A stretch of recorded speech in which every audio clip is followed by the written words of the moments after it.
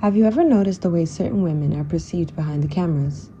In today's video essay, we're going to talk about Laura Mulvey's concept of the male gaze. Mulvey's concept of the male gaze implies that women are sexually objectified in the media.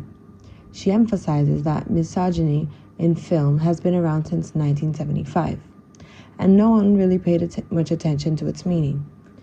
The root of this theory is in the gender power asymmetry as a controlling force in cinema and constructed for the pleasure of the male viewer. The patriarchal ideologies and discourses being a highlight in this theme. Basically, the male's point of view is heavily taken into consideration during the production of a film, and since that's the target audience. The movie then creates this female character whose only purpose is to be observed and objectified in scenes. Although it was stated by the film theory resources that this misogyny has appeared since the mid-70s, old Hollywood movies such as Breakfast at Tiffany's by Blake Edwards and The 7-Year Itch by Billy Wilder depict their female actresses as sexy and naive-looking characters. Additionally, when talking about the male gaze, there are three major components we need to take into consideration: the camera gaze, the character gaze, and the spectator gaze. The male camera gaze focuses more on the female body, close-ups and parts such as legs, usually with midriffs, dresses, lips with red lipsticks, or even the chest area. The male character gaze basically insinuates the sexualized view that the audience has towards the female character. Finally, the spectator gaze is determined by the way these first two elements emphasize the female character. Usually they are sexualized or objectified. A clear example from 1978 is the musical Grease with John Travolta and Olivia Newton playing the characters Danny and Sandy. The story shows a romance between these two characters and emphasizes the different moral backgrounds that they have. In the end, their love for each other is bigger and they overcome these challenges by changing themselves for one another. Throughout the movie, it is highlighted that Sandy is a self-respected virgin, while Danny is an egotistical womanizer that changes his persona whenever he is around classmates or friends. As Mulvey states in her book, the determining male gaze projects its fantasy on to the female figure, which is styled accordingly. It is evident that during the course of the movie, Sandy's outfits aren't as vulgar and revealing as her friends. They reflect her values and personality. She then accepts her love for Danny Zuko and changes her style, which reflects the T-Birds' greaser-like lifestyle.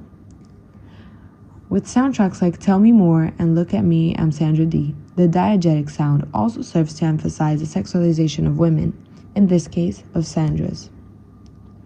The camera angle didn't focus much on her body throughout the musical. However, with her drastic change at the end, they close up on her tight leather clothes and prominent features. The camera then pans along her body, highlighting her greaser transformation. This shows the importance of the camera since it resembles how men look at women in a sexual way, thus implicating the male gaze. Not only does the male gaze show in films, but also in multiple forms of advertisements.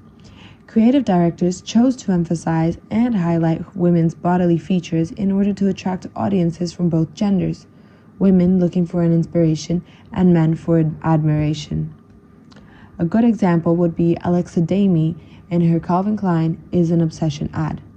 Although the video's main purpose is to show the new underwear and clothing collection, Alexa's first cut is of her stripping down while walking, then constantly touching herself as she moves further.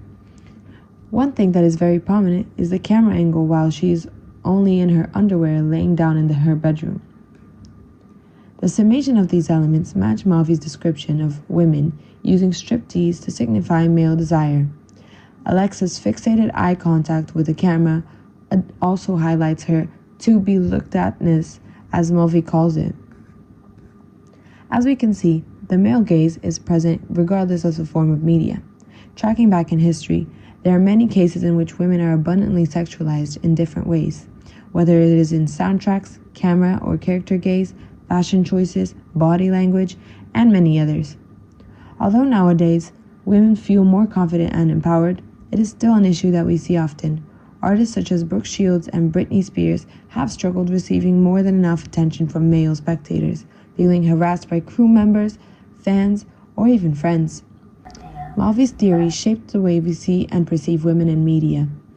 Although sometimes it can be a discomfort, it can also highlight the beauty in women's body confidence.